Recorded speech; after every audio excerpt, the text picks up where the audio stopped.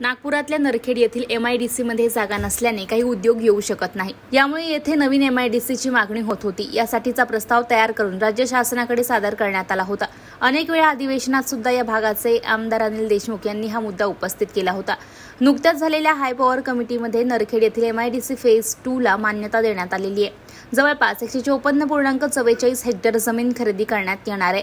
सातत्यपूर्ण पाठपुराव्यामुळेच ही मंजुरी मिळाल्याची माहिती राष्ट्रवादी काँग्रेस पार्टी शरदचंद्र पवार पक्षाचे जिल्हा परिषद सदस्य सलील देशमुख यांनी दिलेली आहे।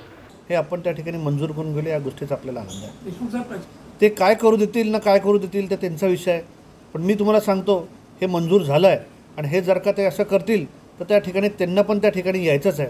त्याचं उत्तर त्या ठिकाणी दिलं जाईल। सलील साहेब, तुम्ही पूर्ण सत्यता आहे, पण त्या ठिकाणी आपण जर का मला पुरावा मागाल तर दुर्दैवाने ते कधी येणार आहे आणि ते क्षण मी देऊ शकत नाही। त्या माणसाला सुद्धा मी पाहिजे तर आपल्या पुढे करू, त्याची संमती असेल तर मी त्याला तुमच्या पुढे आणू शकेल। आणि याच्यामध्ये काही लपवायची गोष्ट नाही आहे। धाकदपटशाही केली माझ्यावर अनेक वेळा त्यांनी त्या ठिकाणी हे केलं। मला तर अजूनही आठवतं पहिल्या धाडीमध्ये जेव्हा ते माझ्या घरी आले होते, सकाळी 6 वाजता ते लोक आले होते। मी घरी गेलो, घरी गेल्याच्यानंतर त्यांची पूर्ण फॉर्मॅलिटी झाली। तेव्हा कोरोनाची दुसरी लाट होती, आणि क्वारंटाईन सेंटर किंवा आयसोलेशन सेंटर आपल्याला कल्पना आहे, हे जागोजागी त्या ठिकाणी लोक करत होते। हे करत असताना मी त्यांना म्हणलं तुमचं झालं असेल कारवाई, तर म्हणे हो आमची कारवाई झाली। मी म्हणलं आता आम्ही आमच्या मतदारसंघामध्ये काटोलला त्या ठिकाणी क्वारंटाईन सेंटर जे बनलं आहे तिकडे भेटीसाठी चाललो, तर त्या ठिकाणी परत त्यांनी म्हणलं नाही अभी मत जाओ, तुम्ही कोण होता आम्हाला सांगणार आहे, हम जाएंगे नाही जाएंगे। आम्हाला लोकांनी निवडून दिलं आहे, लोकांचा विश्वास आमच्यावर आहे, आम्ही लोकांची सेवा करणार। आज लोकांचं आरोग्य धोक्यात होतं त्यावेळेस सुद्धा आम्ही हे सुद्धा फेस केलं आणि लोकांची सेवा पण त्याच पद्धतीने केली।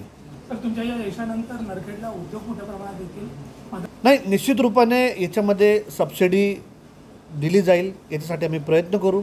याच्यामध्ये दळणवळण चांगल्या पद्धतीनं, रस्ते असतील, वीज असेल, पाणीपुरवठा असेल किंवा असलेला कुशल मनुष्यबळ हे सुद्धा आम्ही त्या ठिकाणी प्रोव्हाइड करू। नुसतं जमीन देऊन काय आम्ही त्या ठिकाणी जाणार नाही, पण या सगळ्या सोयीसुविधासुद्धा आपण त्या ठिकाणी देऊन एखादे उद्योजक येईल तो सुद्धा मोठा झाला पाहिजे, तो मोठा झाला पण त्याचासुद्धा विस्तार झाला पाहिजे, 2 पैसे चांगले त्याला भेटले पाहिजे आणि त्याने अजून लोकांना त्या ठिकाणी चांगलं तिकडं किंमत देऊन त्या ठिकाणी त्यांना चांगला पगार दिला पाहिजे आणि चांगले दुसरे पण उद्योग तिकडं पनपले पाहिजे। हा आमचा प्रयत्न राहणार।